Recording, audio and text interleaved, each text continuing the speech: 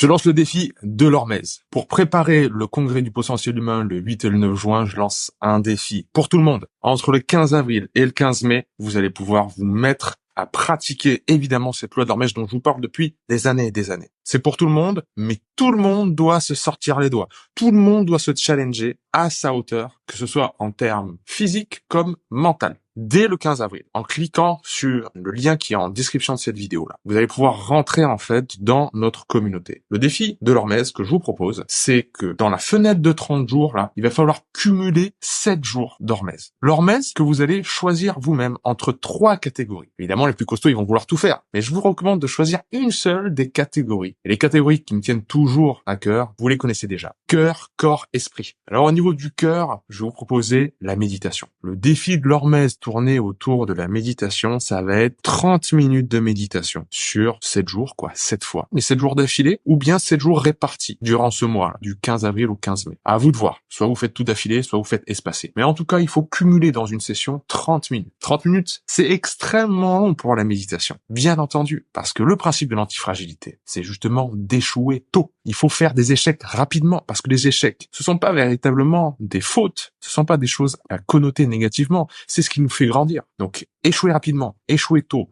c'est la proportion à se relever qui est importante. Donc, 30 minutes, pour les primo-débutants, ça va sans doute être très très dur. Sans doute que pendant les 30 minutes, vous allez essayer de méditer et vous allez penser à plein d'autres choses. Vous allez vous dire, mais j'ai raté ma méditation. Une méditation n'est jamais ratée. La méditation, c'est l'habituation, justement, à revenir à soi. S'apercevoir que l'attention part loin et puis la faire revenir. C'est ce travail-là, cet entraînement de l'esprit. Donc, cette session 30 minutes. Je vais vous aider un petit peu, je vais vous donner des thèmes. Ce sont des exemples. Les thèmes de méditation que je vous propose, ça va être tout d'abord l'amour. Une méditation de 30 minutes que vous pouvez faire, c'est sur l'amour que l'on reçoit. Uniquement visualiser, penser aux personnes qui nous aiment. Vos parents, votre mère, votre frère, votre sœur, peu importe, votre mari, votre femme, une personne qui vous aime et ressentez justement son regard d'amour, ses attentions d'amour. Essayez de voir ce que cela fait en vous. Deuxième méditation, l'amour que l'on donne. Là, évidemment, vous pensez à justement à quel point vous aimez votre mari, votre femme, votre frère, votre sœur, vos parents, vos enfants. Et puis vous variez de personne en personne. Vous restez pas sur une seule personne tout le temps, mais vous restez dans ce don d'amour. Troisième, c'est la gratitude. La gratitude, c'est ce sentiment de vouloir dire merci, de dire merci. Et là, vous pouvez aller dans les deux sens aussi. Des gens qui vous ont dit merci parce que vous avez fait des choses pour eux, sans le savoir peut-être, mais on vous a dit merci, et bien pensez à ces moments-là. Et puis, la gratitude que vous donnez, donc les choses pour lesquelles, ou bien les personnes envers lesquelles vous avez de la gratitude. Ça fait une méditation aussi en tant que telle. Un autre thème de méditation que je vous propose, c'est la mort, votre propre mort. Le fait d'être impermanent, qu'il n'y a pas de choses figées à arrêter. Et quand vous pratiquez la méditation, c'est très facile de s'en rendre compte parce que vous voyez à quel point l'impermanence, elle est aussi dans vos pensées, dans votre attention. Pensez à quelque chose et pouf, l'idée, elle s'en va et vous pensez à autre chose. L'impermanence, c'est tout le temps. Nous sommes impermanents. Nous sommes constamment en train de vieillir et nous rapprocher de notre propre mort. Qu'est-ce que cela vous fait? Moi, je veux pas que vous fassiez quelque chose d'intellectuel pendant 30 minutes où vous pensez à un sujet. C'est vous essayez de ressentir ce que cela fait, de se rendre compte par exemple qu'on est mortel.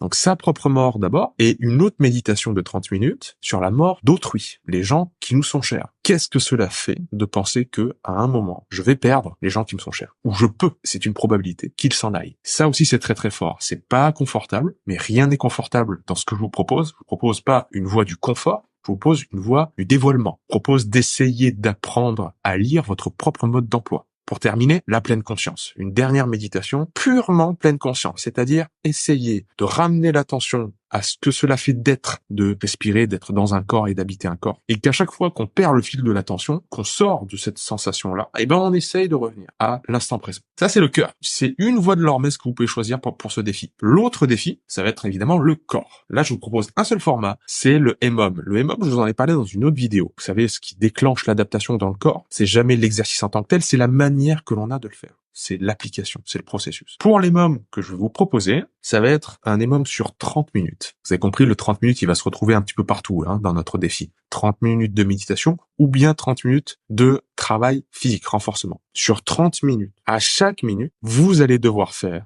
un nombre de pompes ou bien de squats. Choisissez l'un ou l'autre. J'entends tout de suite les plus costauds qui vont vouloir faire les deux à la fois. Peu importe, mais moi ce que je vous propose, le protocole que je vous propose, c'est soit pompe, soit squat. S'il y en a qui ont mal au poignet, ils vont pouvoir faire des squats. S'il y en a qui ont mal aux genoux, ils vont pouvoir faire des pompes. On va pas parler de traction parce que se suspendre, c'est pas donné à tout le monde d'avoir une barre à la maison. Et pour commencer, vous allez faire 10 répétitions. 10 répétitions toutes les minutes pendant 30 minutes. Évidemment, la variante de la pompe, vous allez la choisir, vous allez l'adapter pour vous-même. Il y en a qui font les pompes sur les genoux, il y en a qui font les pompes normales, il y en a qui font les pompes surélevées, avec les mains surélevées, par exemple sur un banc ou quoi. Trouvez évidemment ce qui est votre façon de faire. Ne vous bridez pas. Ne prenez pas la solution de facilité. Comme la méditation, il faut que ce soit dur. Et si vous faites 10 vraies pompes toutes les minutes pendant 30 minutes, ça fait 300 pompes, hein. Même les plus costauds, ça va être un sacré challenge. Si par exemple, j'y arrive le premier jour et que c'est trop facile, je rajoute 2 répétitions. Si c'est trop dur, je descends à 8. Jaugez-vous et rajoutez du nombre de répétitions si vous avez besoin pour vraiment vous challenger et qu'à la fin des 30 minutes, ce soit vraiment, vraiment difficile, vrai inconfort et qu'on boucle les 30 minutes tout juste. Mais dans l'idéal, j'aimerais que vous échouiez d'abord. Dans l'idéal, j'aimerais que vous n'y arrivez pas et qu'on régresse.